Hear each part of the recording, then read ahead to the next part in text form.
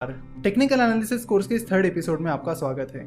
आज हम बात करने वाले हैं कैंडलस्टिक चार्ट के बारे में और उससे जुड़ी टर्मिनोलॉजीज के बारे में। देखो, इस कोर्स में हम कैंडलस्टिक चार्ट को बहुत बेसिक से समझने वाले हैं, इसलिए अगर आपको कैंडलस्टिक चार्ट आता है तो आप इन 2-3 एपिसोड को स्किप कर सकते हो, क्योंकि इन एपिसोड्स में हम बहुत ही बेसिक से शुरुआत करने वाले हैं ताकि हर किसी को कैंडलस्टिक चार्ट बड़े आसानी से समझ में आए।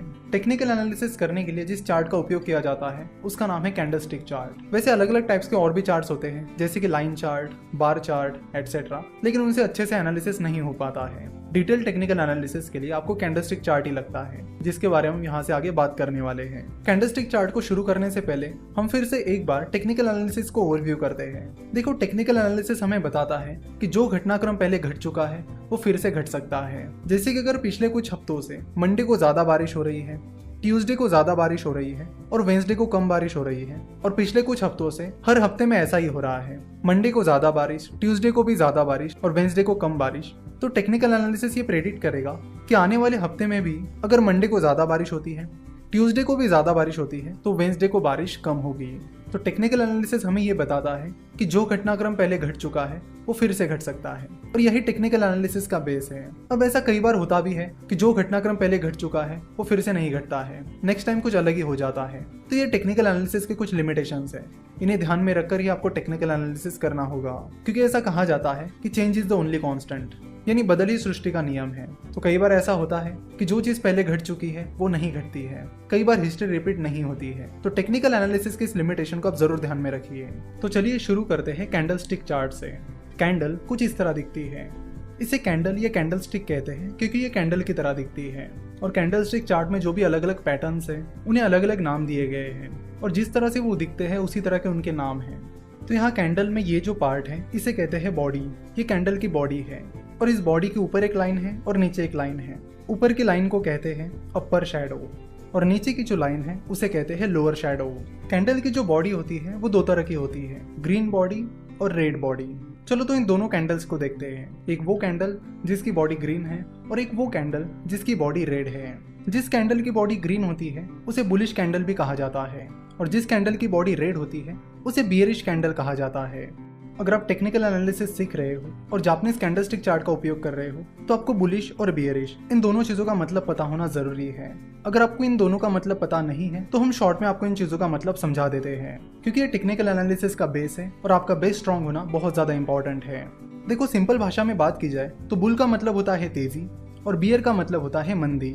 बुल यानी बेल नीचे से ऊपर की तरफ अटैक करते हैं, इसलिए जब शेयर प्राइस ऊपर जाती है तो उसे बुलिश पैटर्न कहते हैं। वही बियर यानी भालू ऊपर से नीचे की तरफ अटैक करते हैं, इसलिए जब शेयर प्राइस गिरने लगती है तो उसे बियरिश पैटर्न कहते हैं। तो इस तरह बुल और बियर एक दूसरे के अपोजिट होते हैं। बुल मतलब शेयर प्राइस ऊपर जा रही है, वही बियर मतलब शेयर प्राइस नीचे जा रही है। तो इससे आपको पता चल ही गया होगा कि बुलिश कैंडल का मतलब क्या होता होगा और बियरिश कैंडल का मतलब क्या होता होगा। बुलिश कैंडल का मतलब है कि शेयर प्राइस उस दिन या उस पीरियड में ऊपर गई है, और बियरिश कैंडल का मतलब होता है कि शेयर प्राइस उस दिन या उस पीरियड में गिर गई है या नीचे आ गई है। तो चलो तो पहले ग्रीन कैंडल की बात करते हैं। जिस कैंडल की बॉडी ग्रीन कलर की होती है उसे ग्रीन कैंडल कहते हैं। तो चलो देखते हैं कि ग्रीन कैंडल क्या इंडिकेट करती है, और ग्रीन कैंडल से हमें open price, close price, high price और लो प्राइस कैसे पता चलती है। तो चलिए देखते हैं। चलो मान लेते कि ये ग्रीन कैंडल किसी पर्टिकुलर डे का ग्रीन कैंडल है। तो ग्रीन कैंडल की ये जो बॉडी है उसका जो टॉप है वो हमें इंडिकेट करता है उस दिन की क्लोजिंग प्राइस। इस बॉडी का जो बॉटम है वो हमें इंडिकेट करता है उस दिन की उस शेयर की ओपनिंग प्राइस। फिर ये जो अपर शैडो है उसका जो टॉप पॉइंट है वो हमें इंडिकेट करता है उस दिन की हाई प्राइस, और ये जो लोअर शैडो है उसका जो बॉटम पॉइंट है वो हमें इंडिकेट करता है उस दिन की लो प्राइस। तो मतलब एक ही कैंडल से हमें उस दिन की opening price, closing price, high price और लो प्राइस ये सारी इंफॉर्मेशन मिल जाती है। इस ग्रीन कैंडल को बुलिश कैंडल भी कहते हैं। अब आपको रीजन पता ही चल गया होगा कि इस कैंडल को बुलिश कैंडल क्यों कहते हैं। इस कैंडल को बुलिश कैंडल इसलिए कहते हैं क्योंकि इस कैंडल की क्लोजिंग प्राइस उसके ओपनिंग प्राइस से ज्यादा है, यानी उस दिन उस शेयर की प्राइस बढ़ी है। अब बात करते हैं रेड कैंडल के बारे में।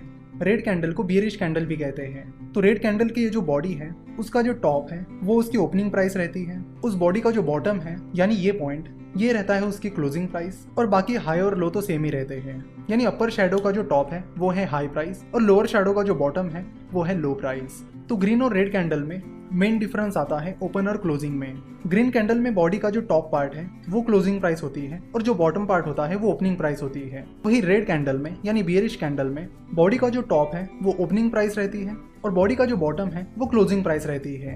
तो रेड कैंडल को बियरिश कैंडल क्यों कहते हैं ये आपको पता चली गया होगा, क्योंकि रेड कैंडल की क्लोजिंग प्राइस उसकी ओपनिंग प्राइस से कम होती है, जिससे हमें ये इंडिकेट होता है कि उस दिन या उस पीरियड में शेयर की प्राइस गिरी है यानी कम हुई है। तो कैंडलस्टिक की ये सारी चीजें बहुत बेसिक है और ये आप परमानेंटली याद रखिए कि ग्रीन कैंडल की ओपनिंग और क्लोजिंग प्राइस क्या होती है और रेड कैंडल की ओपनिंग और क्लोजिंग प्राइस क्या होती है। तो ये चीज आप याद रखिए कि ग्रीन कैंडल में क्लोजिंग प्राइस उस बॉडी का अपर पार्ट होता है, क्योंकि ग्रीन कैंडल में क्लोजिंग प्राइस ओपनिंग से ज्यादा होती है। वही रेड कैंडल में क्लोजिंग प्राइस कैंडल का बॉटम पार्ट होता है, क्योंकि रेड कैंडल में क्लोजिंग प्राइस ओपनिंग प्राइस से कम होती है। तो ये चीज आप परमानेंटली याद रखिए। बाकी हाई और लो दोनों के लिए सेम होते हैं, यानी अपर शैडो का टॉप पॉइंट हाई होता है और लोअर शैडो का बॉटम पॉइंट लो होता है। तो जब भी कहीं पर आपको ग्रीन बॉडी मिले तो आप समझ लेना कि उस दिन की क्लोजिंग प्राइस उस दिन की ओपनिंग प्राइस से ज्यादा थी, और जब भी आपको रेड कैंडल मिले तो आप समझ लेना कि उस दिन की क्लोजिंग प्राइस उस दिन की ओपन प्राइस से कम थी। चलो तो इसे एक एग्जांपल की मदद से समझते हैं ताकि आपका बेसिक बहुत क्लियर हो जाए।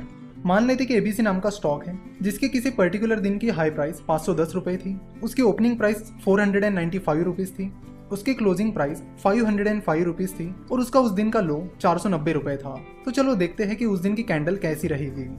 उस दिन की हाई प्राइस 510 रुपए थी, इसलिए यहाँ पर 510 आएगा। उस दिन की लो प्राइस 490 रुपीज थी, तो यहाँ पर 490 आएगा। अब देखते हैं कि क्लोजिंग प्राइस ओपनिंग प्राइस से ज्यादा थी या कम थी। तो क्लोजिंग प्राइस ओपनिंग प्राइस से ज्यादा थी, यानी उस दिन की क्लोजिंग प्राइस 505 रुपए थी और ओपनिंग प्राइस 495 रुपीज थी। तो क्लोजिंग प्राइस ओपनिंग प्राइस से ज्यादा है, इसका मतलब है कि वो ग्रीन कैंडल है। तो 505 उस कैंडल की बॉडी का टॉप पार्ट रहेगा और 495 जो कि उस दिन की ओपनिंग प्राइस थी वो उस कैंडल की बॉडी का बॉटम पार्ट रहेगा। वही अगर किसी दिन उस शेयर की हाई प्राइस 510 रुपए होती, ओपनिंग प्राइस 505 रुपए होती, क्लोज प्राइस 495 रुपीज होती और लो प्राइस 490 रुपीज होती, तो फिर वो कैंडल कैसे दिखती। तो उस दिन की हाई प्राइस 510 रुपए थी जो कि अपर शैडो का टॉप पार्ट रहेगा। उस दिन की लो प्राइस 490 रुपीज थी जो कि लोअर शैडो का बॉटम पार्ट रहेगा। अब उस दिन की क्लोजिंग प्राइस उस दिन की ओपनिंग प्राइस से कम थी, यानी क्लोजिंग प्राइस 495 रुपीज थी, वही ओपनिंग प्राइस 505 रुपीज थी। तो यहाँ पर क्लोजिंग प्राइस ओपनिंग प्राइस से कम थी, इसलिए ये रेड कैंडल बनेगी और उसकी क्लोजिंग प्राइस उस बॉडी का बॉटम पार्ट रहेगी और उसकी ओपनिंग प्राइस उस कैंडल की बॉडी का टॉप पार्ट रहेगी। आशा करते कि आपको कैंडल अच्छे से समझ में आ गई होगी और अब आप आसानी से पहचान पाओगे कि रेड कैंडल में ओपनिंग प्राइस क्या होती है और क्लोजिंग प्राइस क्या होती है, साथ ही ग्रीन कैंडल में ओपनिंग प्राइस क्या होती है और क्लोजिंग प्राइस क्या होती है। नेक्स्ट पार्ट में हम आगे बढ़ेंगे और कुछ इंटरेस्टिंग पैटर्न्स के बारे में बात करेंगे। आशा करता हूँ कि इस एपिसोड में हमने जिन बेसिक्स के बारे में बात की वो आपके क्लियर हो गए होंगे, और इस एपिसोड में हमने जो बेसिक्स के बारे में बात की है वो क्लियर होना कैंडलस्टिक सीखने के लिए बहुत ज्यादा इंपॉर्टेंट है, इसलिए हमने कुछ चीजें एक दो बार रिपीट भी की है। आशा करता हूँ कि आपको आज का ये एपिसोड पसंद आया होगा।